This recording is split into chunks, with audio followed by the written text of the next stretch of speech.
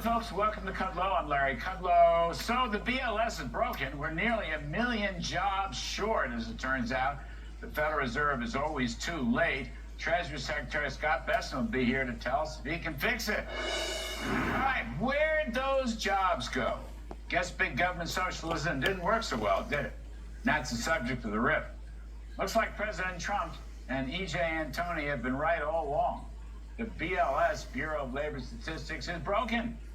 Now comes a 911,000 job loss revision for the past 12 months, ending in March of 2025, which is a preliminary estimate of the so-called revisions, benchmark revisions, for non-farm payrolls that will probably go into effect this coming February.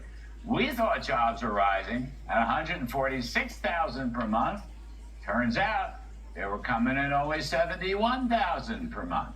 That is, 76,000 less than reported.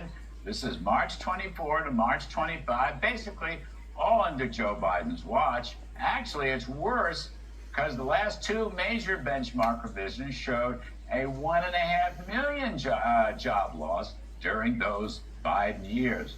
Where'd those jobs go? Guess big government socialism didn't really work so well, did it? The BLS is the gang that can't shoot straight. Think of this. Total U.S. businesses are about 33 million. The BLS only surveys 651,000, which is only about 2% of all businesses. And even this small sample produces only a 43% response rate. So actual businesses responding to it is 280,000. Get this. That's less than 1% of all businesses in the United States. Hat tip to the Committee to Unleash Prosperity. In other words, the BLS playing with a very thin deck of cards, and all this has to change. And so does the Federal Reserve have to change. They're saying they're data dependent, but the data is terrible. The Fed should have been cutting their target rate all spring and summer.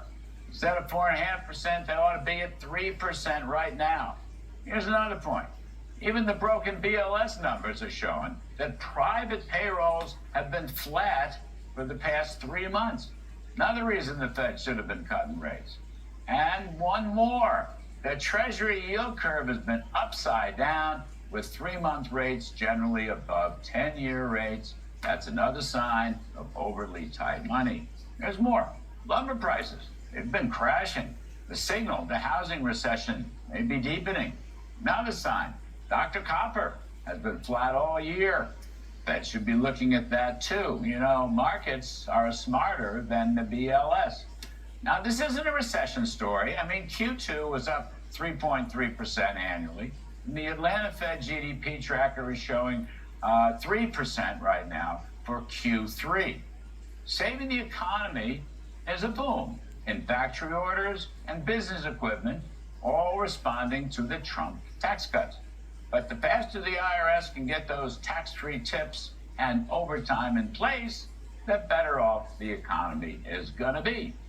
Then maybe somebody will tell us about the real job story, if they can. That's the riff. All right.